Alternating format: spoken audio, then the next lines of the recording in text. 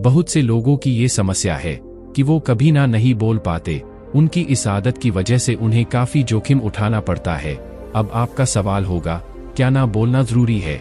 हाँ, बिल्कुल जरूरी है, क्योंकि जितनी कीमत हाँ बोलने की है, उससे ज्यादा कीमत ना बोलने की होती है। इसलिए आपको सीखना पड़ेगा ना बोलना, नहीं तो कोई आपसे पैसे मांगेगा या फिर आपसे कोई अपना काम करवाएगा। आप संकोच के कारण ना नहीं बोल पाएंगे और आपको मन ही मन ये पछतावा होता रहेगा कि काश ना बोल दिया होता तो आज यह समस्या ना होती। इसलिए लोगों की हाँ में हाँ मिलाना बंद कीजिए और ना बोलना सीखिए। अगर आप अमीर और सफल बनना चाहते हैं तो आपको ना कहना सीखना होगा। अगर आपने सही समय पर ना नहीं बोला तो आप कभी भी सफल इंसान नहीं बन पाएंगे। आज हम ऐसे ही कुछ पॉइंट्स लेकर आए हैं जिससे उन लोगों को मदद मिलेगी जो ना नहीं बोलकर अपना नुकसान खुद करवाते हैं। नंबर 1, शर्मीले स्वभाव के कारण। कुछ लोग स्वभाव से शर्मीले होते हैं। इसके कारण वह अपनी बातों को कह नहीं पाते और दूसरों की बातों के प्रभाव में आकर उनका कहा मान लेते हैं, जो खुद उनके लिए बिल्कुल सही नहीं होता। इसलिए हमें अपनी शर्म को छोड़ना होगा और अपने विचारों को खुला छोड़ना होगा। यकीन माने, लोग आपकी बातें सुनेंगे भी और आपको समझेंगे भी। सीधा साधा होना कोई गलत बात नहीं है, पर अपनी बात लोगों के सामने ना रखना बिल्कुल एक गलत बात है। नंबर 2, दूसरों के द्वारा दबाव अनुभव करना। लोगों द्वारा दबाव अनुभव करने पर भी हम ना नहीं कह पाते। इसका कारण यह होता है कि सामने वाला हमसे उम्र और ओहदे में बड़ा है।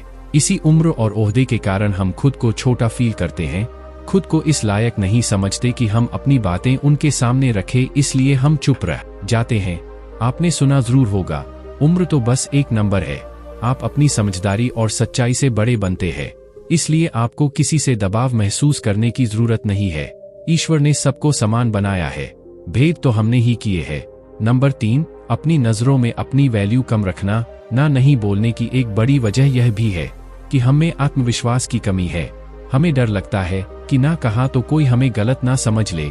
लोगों की नजरों में अच्छे बने रहने के चक्कर में हम उनकी हाँ में हाँ मिला लेते हैं, लेकिन यह बिल्कुल गलत है। सबसे पहले हमें अपने विचारों को सम्मान देना होगा। हमें किसी भी चीज से नहीं डरना चाहिए, चाहे कोई हमारे खिलाफ ही क्यों ना हो, क्योंकि दुनिया में ऐसा कोई व्यक्ति नहीं है कि सभी उसके हितैषी हो। कोई कितना भी बड़ा या कामयाब क्यों ना हो जाए, कोई ना कोई उसका निंदक जरूर होता है। हमें दूसरों के बारे में सोचना छोड़ देना चाहिए और यह देखना है कि हमारे लिए क्या सही है। कब कब आपको ना बोलना चाहिए। नंबर 1, बिना सोच विचार के आप हाँ नहीं बोलें। अगर आपको फैसला लेने में समस्या हो रही है तो आप परिवार की सलाह ले सकते हैं। नंबर 2, आपको सीमाएं बनानी होगी कि एक लिमिट तक ही लोग आपका इस्तेमाल कर पाएं। किसको कितना पैसा देना है, किसको कितना समय देना है, कहाँ जाना है और कहाँ नहीं जाना है, इन सब के लिए आपको सीमाएं बनानी होगी। तुरंत हाँ नहीं बोले। अगर आपने किसी भी बात में तुरंत हाँ कह दी तो आप हमेशा दूसरों के लिए इस्तेमाल होते रह जाओगे। जब आप ना बोलना सीख जाएंगे तो आपकी जिंदगी में क्या क्या बदलाव आएंगे।